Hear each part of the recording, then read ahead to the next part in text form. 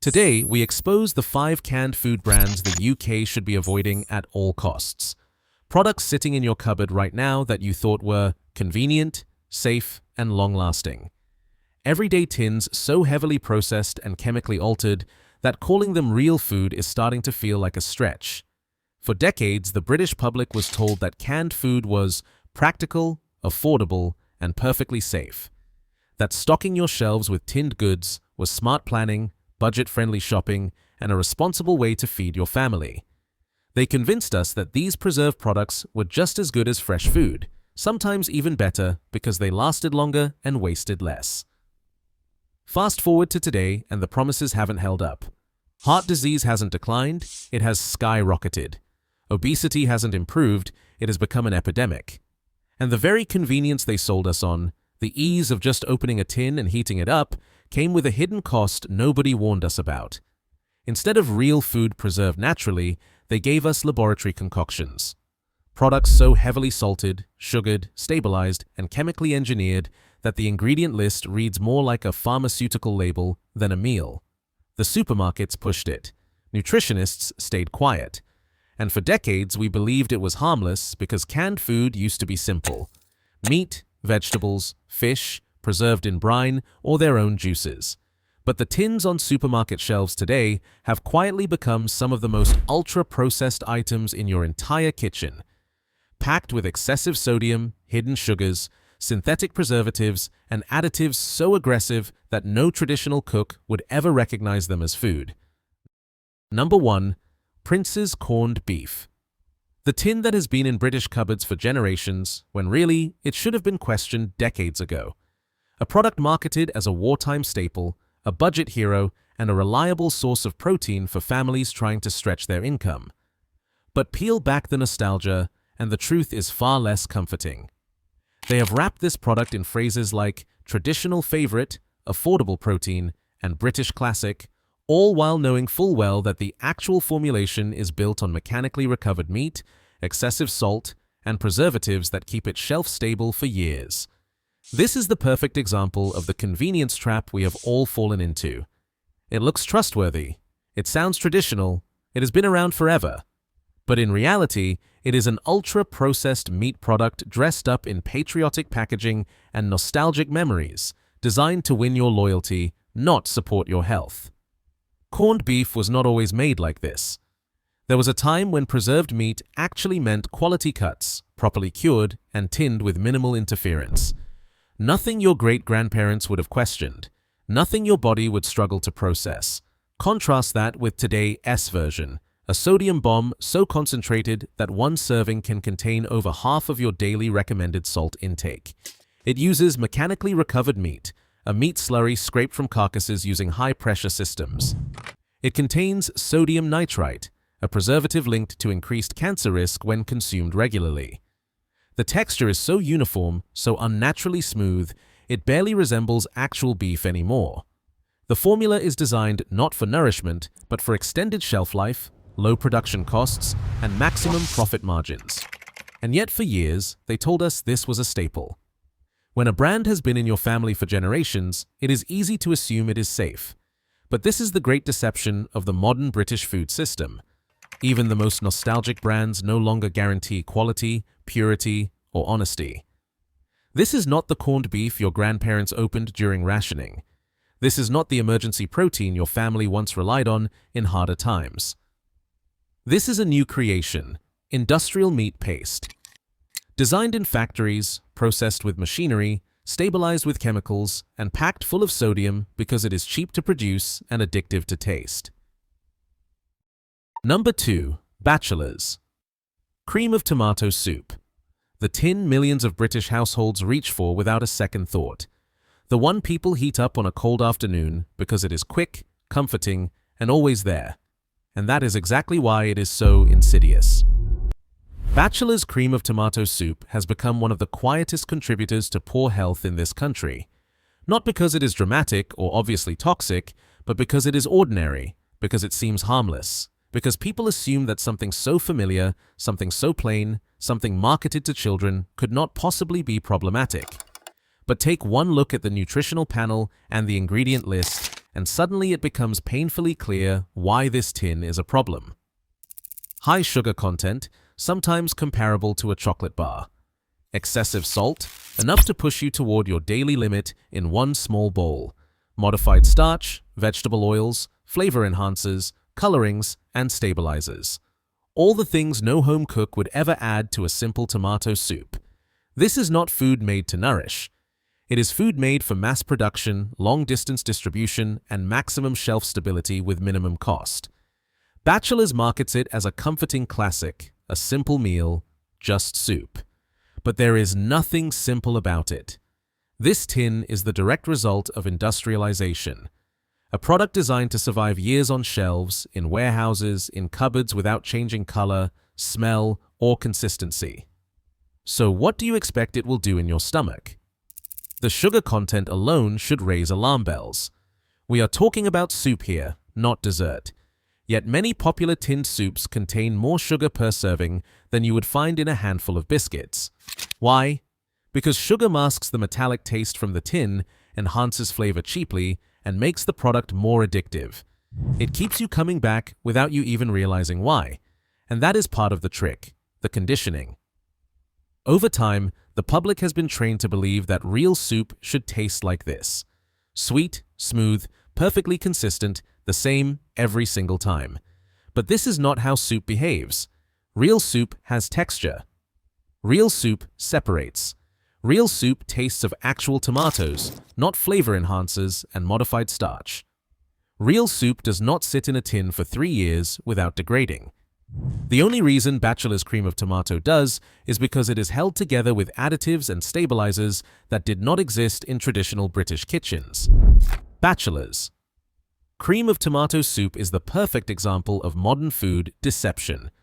A product that pretends to be wholesome comfort food while being engineered with ingredients your body was never designed to handle daily.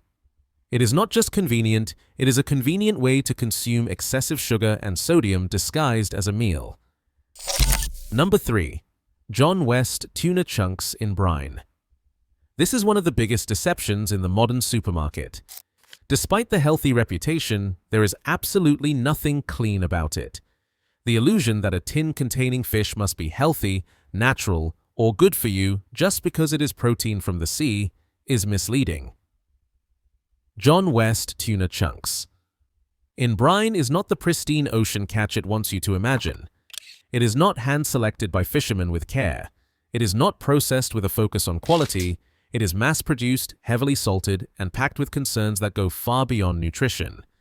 John West knows exactly what they are doing. The word tuna is powerful. It makes you picture something lean, athletic, health-conscious, a tin you open when you are trying to eat well, when you are watching your weight, when you want protein without the guilt.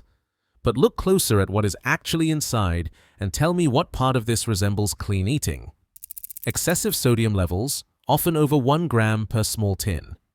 Potential mercury contamination from larger predatory fish. Concerns about overfishing and environmental destruction. And increasingly, questions about exactly what species of tuna you are actually eating because not all tuna is created equal and the industry knows it. This tin was not made for your health. It was engineered for profit, convenience, and scale. This is industrial fishing wearing a health food costume. If the price is low and the marketing suggests fitness and vitality, people will not stop to think about the hidden cost to their long-term health or the planet. Because it is always the same story: high sodium, potential heavy metal exposure, questionable sourcing, and zero transparency about what has really been caught, processed, and packed into that tin. Yet millions of people eat this every week, believing it is a clean protein source, when in reality, it is one of the most questionable convenience foods in the modern diet. Number 4. Heinz baked beans. A brand built on heritage, comfort, and British identity. It is selling a tin that has quietly become one of the most sugar-laden products in the entire supermarket. Heinz is one of the most recognizable names in British food. The iconic blue tin, the nostalgic ads, the emotional branding about family, breakfast, and British pride. They have spent over a century carefully shaping an image of wholesomeness. But Heinz baked beans is not a wholesome product, not anymore. It is a sugar delivery system disguised as a savory staple. An ultra-processed formula built on modified starch, excessive salt, and more sugar than you would find in many desserts. And this raises the question nobody asks. Why on earth do baked beans need this much sugar? Beans are naturally filling, naturally high in fiber, naturally savory. For generations, people ate beans without needing them drenched in sweetened tomato sauce. Yet today, in the modern British supermarket, even something as simple as tinned beans has become yet another vehicle for hidden sugar. We already have to deal with breakfast cereals loaded with sugar, yogurts that are basically desserts, sauces packed with sugar, and snack bars built entirely on sugar. And now even our beans, the one thing that should have remained a simple, savory staple, has become yet another product quietly contributing to the sugar overload our bodies were never meant to handle daily. Heinz built its name on trust, then quietly turned one of Britain's most beloved foods into a sugar trap. Their beans used to be a proper British staple, simple and honest. You could taste the tomatoes, you could taste the beans. It was food, not candy. Fast forward to Heinz baked beans today, and you are looking at a product containing around 5 grams of sugar per 100 grams. That might not sound like much until you realize a standard serving is over 200 grams. That is over 10 grams of added sugar in what most people consider a savory meal. Some tins contain even more depending on the variety. The sauce uses modified corn flour to thicken it artificially, and spirit vinegar for preservation and a sharp tang. And of course, that signature sweet tomato sauce is kept unnaturally smooth and consistent through industrial processing. A formula designed to create a flavor profile so specific, so recognizable, that anything else tastes wrong. They have conditioned generations to believe this is what beans should taste like. Number 5. Fray Bentos steak and kidney pie. The tinned pie that became a British icon when really it should have been a warning. What makes this so shocking is that it was not some obscure product buried on the bottom shelf. This was a nostalgic favorite, a comfort food, a taste of home for millions of British families. Nostalgic, yes, but also misleading. Fray Bentos steak and kidney pie represents everything wrong with ultra-processed convenience food. Ultra-processed meats and pastries are engineered for shelf life, not nutrition. Mechanically recovered meat, excessive sodium, hydrogenated fats, and a pastry so loaded with industrial oils and additives that calling it pastry feels generous. This is a tin containing a complete meal, which sounds convenient until you realize what that actually means. It means meat that has been processed beyond recognition, reconstructed, and stabilized to survive years on a shelf. It means pastry made with the cheapest possible fats, designed not to taste good fresh, but to remain edible indefinitely. It means a sodium content so high that one pie can contain almost your entire daily recommended intake. Processed is the right word. It also means a list of ingredients so long and so chemical that no home cook could ever recreate this in their own kitchen. Just think about that for a moment. Families buying this tin thinking they are getting a proper British pie. Parents heating it up for dinner, believing it is a hearty, filling meal. People choose it because it reminds them of simpler times, of childhood, of Sunday dinners. And all that time they are consuming a product so far removed from real food that it barely qualifies as cooking anymore. The fat content alone should raise alarm. We are talking about pastry that does not need refrigeration, that does not go rancid, that maintains the same texture whether it has been on the shelf for 1 month or 1 year. That is not normal. That is not natural. That only happens because of hydrogenated fats and chemical stabilizers. When you combine that with heavily processed meat, excessive salt, and virtually no fresh ingredients, you are not eating a pie. You are eating a science experiment that has been shaped to look like comfort food. The worst part is how it is sold to you. As a taste of British tradition. As a quick, reliable meal. As something honest and straightforward. But there is nothing honest about a pie that can survive in a tin for half a decade without spoiling. And now, bonus number 6. Sainsbury's Basics Spaghetti Hoops in Tomato Sauce. Before we wrap this up, this one deserves special mention. It is not just another tin, it is almost a statement of how far we have fallen. Look at the ingredient list and ask yourself, Would a human being with basic common sense recognize these as food? In Sainsbury's Basics. Spaghetti hoops, you will find modified maize starch, sugar, citric acid, natural flavorings, and colorings. For what should be pasta in tomato sauce. Is this what food has come to today? Chemicals, modified starches, sugar in a savory product, flavorings because there is not enough real tomato to create actual flavor. This is what they are trying to get us to feed our children. And if the ingredients were not enough to raise alarm, consider the context. This is a budget line marketed to families already struggling financially. The message is clear. If you cannot afford better, this is what you get. Industrial sludge shaped like pasta, swimming in sweetened tomato-flavored sauce, packed with sodium, almost no nutritional value, and sold as a children's meal. I have seen reviews where parents say their kids eat this multiple times a week. Some say it is the only thing their children will eat. And that right there is the problem. We have conditioned an entire generation to accept this as normal food, to crave this artificial sweetness, this unnatural texture, this same identical taste every single time. They are being trained from childhood to prefer factory food over real food. If even basic tinned pasta needs modified starch and added sugar to be palatable, maybe it is time we asked what we are normalizing in our homes and what we are teaching the next generation about what food should actually be. This tin sums up the whole problem. Cheap cost, massive volume, minimal real nutrient value, and maximum industrial engineering, all wrapped up in a brightly colored package aimed directly at children. And because it is at the budget end, the promise is you are saving money. But the trade-off is your family's health, your children's development, their taste preferences, and what counts as acceptable food in your home. And here's the uncomfortable truth. As these corporations become more profit-driven and more disconnected from real food than ever before, this situation is not going to magically improve. If anything, it is only going to get worse. Every year, the ingredient lists get longer, and every year, more shortcuts get taken. Every year, the food they deliver becomes more artificial. Not because it makes the food better, not because it nourishes families, but because it boosts margins, speeds up production, extends shelf life, and keeps these companies competitive in a race to the bottom. We are the ones paying the price with our health, with our trust, and with the slow erosion of food culture itself. So what do we do about it? You do not need to throw out your entire pantry or swear off convenience forever. Even the smallest step makes a difference. If you can, try cooking just one fresh meal from scratch each week. Even if it is not every meal, even if it is just a Sunday roast or a weekend batch cook, it is a skill worth preserving. It is simple, affordable, grounding, and honest. And more than that, it is a skill that can be passed down to the next generation. A legacy of real cooking in a world where everything is becoming pre-packaged.